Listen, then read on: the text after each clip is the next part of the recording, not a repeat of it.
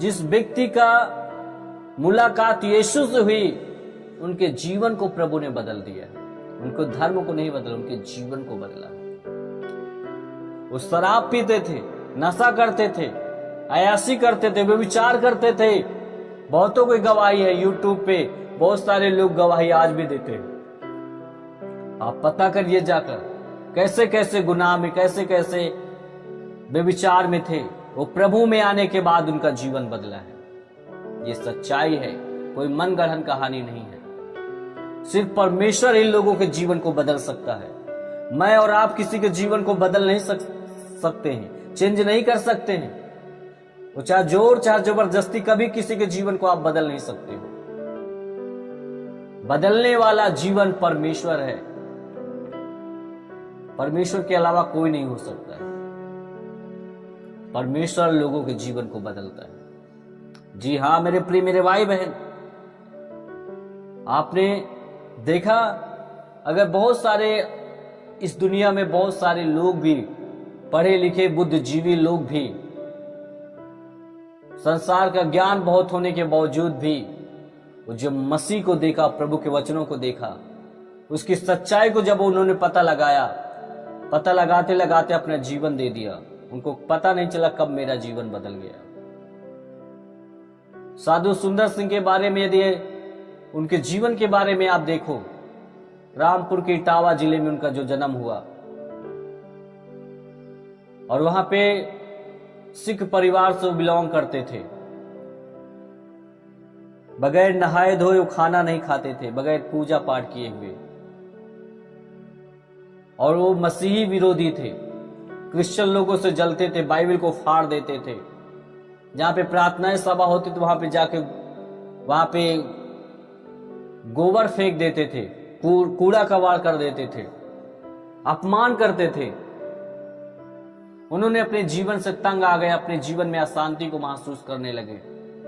करोड़ों की संपत्ति होने के बावजूद भी उन्होंने एक दिन फैसला लिया, डिसीजन लिया, यदि कोई सच्चा परमेश्वर है तो मुझसे बातचीत करे, नहीं मैं ट्रेन के सामने जाकर अपनी जान को दे दूंगा।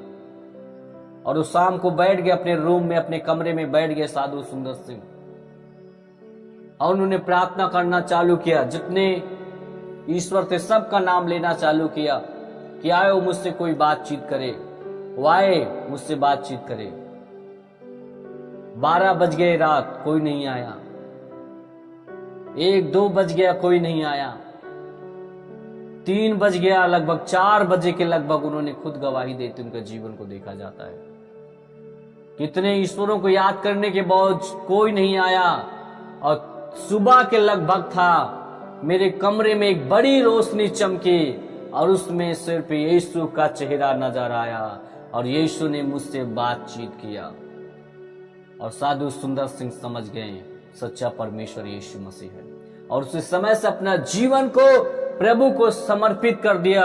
और ट्रेन के सामने फिर नहीं गए मरने के लिए, सुसाइड करने के लिए, खुदकुशी करने के लिए नहीं गए, आत्महत्या करने के लिए। प्लान को कैंसिल करके वो सिर्फ प्रभु के लिए अपने जीवन को दिया और प्रभु के लिए जीना चालू कर दिया। जब प्रभु के लिए जीना चालू कर दिया तो घर से विरोध उठ गया, घर के लोगों ने सताया, घर से बेघर कर दिया। फिर भी प्रभु के लिए उन्होंने सब कुछ सहा, सब कुछ अपने लिए नहीं जिया, प्रभु के लिए, प्रभु के सेवा कार्य के लिए उन्होंने अपने जीवन को समर्पित करके तिब्बत में आके प्रचार किया। बहुत सारी सताव को उन्होंने सामना किया।